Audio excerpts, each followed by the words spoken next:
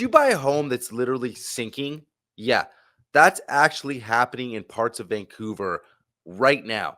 Some of our sidewalks are wavy, fences are leaning, and homes tilting, not because this is bad construction, but because they were built literally on old swamps. Hey everyone, it's Ryan here, your Vancouver realtor, bringing you another local real estate reality check. Make sure you go down, sub to the channel. Today, we're talking all about Vancouver's peat bogs. What are they, why they exist, and why understanding them can literally save you thousands of dollars when buying your next home. If you've ever driven between, say, Fraser and Maine and wondered why some blocks look straight out of a Dr. Seuss book, this is why. We're going to break it all down in this video, so stick around to the end because I'm giving you guys a couple real good pointers that you don't want to miss out on when we're talking Vancouver peat bogs and what to expect. Let's get into it. So what actually is a peat bog? A peat bog's a wetland. It's a natural sponge made up of like plants, moss that decompose really slowly in wet, low oxygen conditions. But over thousands of years, that builds up a soft, spongy layer of peat that holds water like a soaked sponge. Imagine trying to build a home on top of that. It shifts, compresses, it moves with seasons. And so before the city was developed, a lot of East Vancouver, especially around Trout Lake, Kingsway, between Fraser and Maine, was covered in these wetlands. One of the most famous ones is actually called Tea Swamp, named after the brown tea colored water that collected there. So Vancouver started to expand in the early mid 1900s. The city needed more land and they needed it quickly. Developers drained those swampy areas, filled them with whatever they could: sand, wood waste, construction debris. They just started building. But back then, people really didn't understand these long-term effects of building on the peat bogs. So over time, the soft peat underneath started to compress, foundations sank, sidewalks cracked, and houses began to tilt. That's why today, if you drive around these neighborhoods, you'll see wonky sidewalks. You'll see roads that are almost like natural speed bumps. You got to drive really slowly. It's all because of the peat bog movement over time. So where is Vancouver peat bogs? I'm going to pull up a map and we're going to look at some of the boundaries that really outline where the peat bogs are, and then gives you an idea when you're going around shopping for homes. All right, let's get into it right here. I got the map pulled up. This is from Van Maps, guys. You can find this. This is the public access Van Maps. Just Google Van Maps, peat bog, and this you can pull up a couple different looks. But I want to focus on a couple areas I talked about. Let's zip over here to Trout Lake and zoom in here. Here's Trout Lake. Here's the surrounding area here. You see kind of Nanaimo Street up to 12th and around Victoria.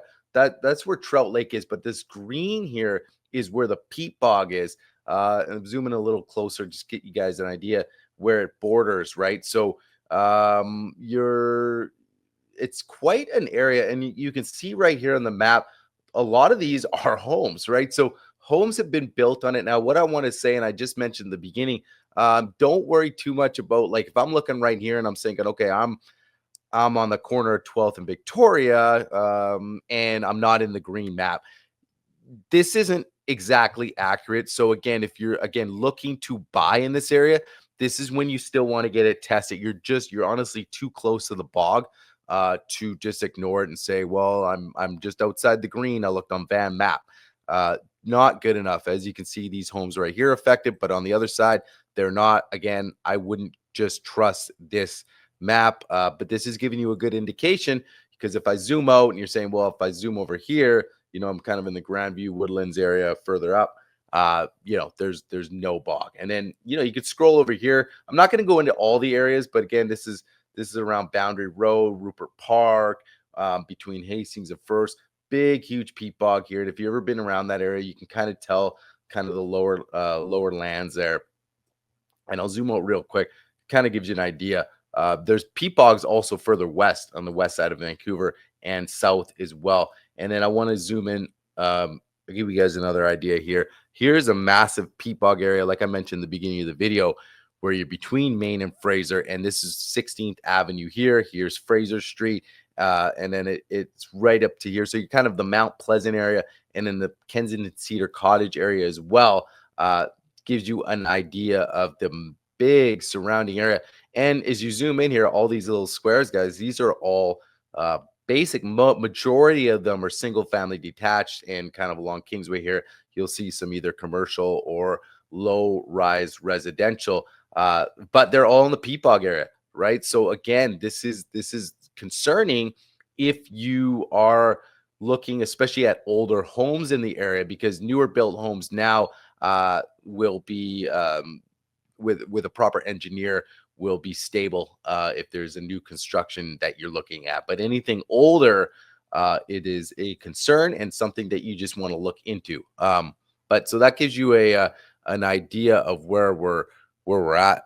But so, like I said, around Prince Edward and Fraser Street, pockets between 16th to 24th, near Kingsway. These are the same streets where you see those wonky sidewalks, like I mentioned, the slightly sunken front yards. You can actually see these peat bog areas for yourself. Like I said, guys, just go down and have a look. But like I mentioned, guys, the map's just a kind of a guideline. The only real way to know is through a professional soil test. So, if we're looking at old homes, you want to get an inspector that is an expert in that area. So, you might be thinking, if the ground is that bad, why do we still build homes?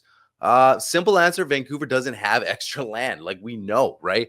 Land's a premium. Developers can't just skip entire neighborhoods. So the difference today is that modern construction, we understand the problem, right? So we understand what happens when you build on peat bog. So if you're building new in a peat bog, you'll need soil samples, geotechnical reports, engineered foundations, basically with these screw piles that go deep into the ground. They're massive steel posts drilled deep until they hit solid ground. So you just don't know how deep you need to go.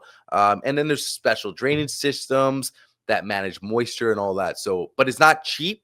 So, but it's what keeps these homes stable and safe. Let's talk about the risks of buying. Okay, so let's talk about what this means if you're buying a home in one of these areas. So older homes, especially pre 1900s, were often built without proper foundations for this type of soil. So here's the things to look out for. So you go in there, floors that slope or bounce, doors or windows that don't close properly, and cracked foundations. Some drainage issues after rain is another indicator. So if you plan to renovate or rebuild, you likely need a geotechnical engineer, and that can add up quickly, sometimes hundreds of thousands of dollars to your project, depending on how deep the peat goes, right? So you might also face things such as higher insurance costs, extra lender requirements, and sometimes lower resale value compared to similar homes on solid ground. But this is not to scare anyone, but it's important to know what you're getting into before you fall in love with that perfectly priced East Van character home. If you already own or you're thinking about buying in a peat bog area, here's basically my advice would be: get a professional inspection, but find an inspector who understands local soil issues. Don't just grab someone who's like, yeah, the roof's old, the wiring's old. You need somebody that really knows those issues. Hire a geotechnical engineer for any major constructions or additions. Absolutely. If your house is shifting, look into screw piles. They're expensive, but they'll stabilize your structure permanently. Stay on top of drainage. Keep water away from your foundation. Clean your gutters. Grade your yard properly, and manage runoff, right? Here's a fun fact. City of Vancouver has even started testing rubber sidewalks in some of these areas, since they can flex instead of cracking when the ground moves, because some of those sidewalks, absolute nightmare. So next time you see a listing in East Van that's way below market value or just under market value, just remember there's always a reason for it.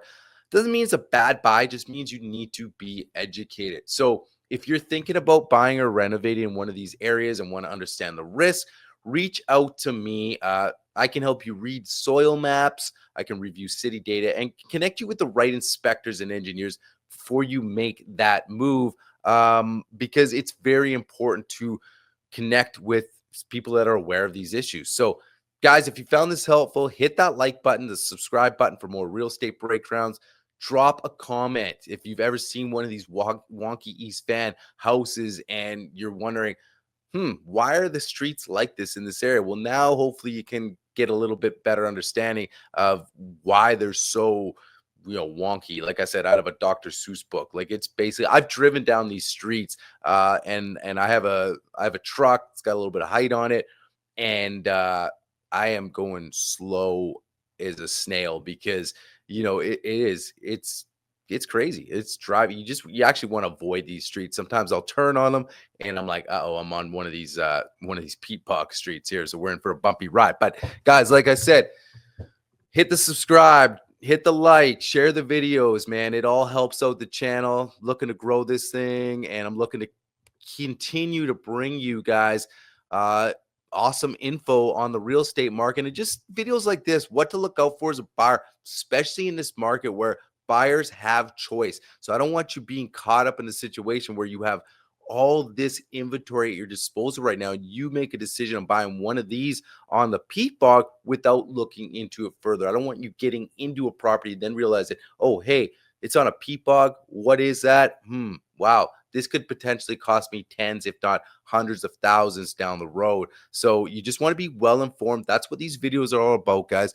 Drop me a comment in the comments section. And if you ever want to talk real estate, everything is in the description. My info in the links. So make sure you go down. You can book a call, text, call me. Let's talk real estate. Guys, until the next video, I'll see you next time.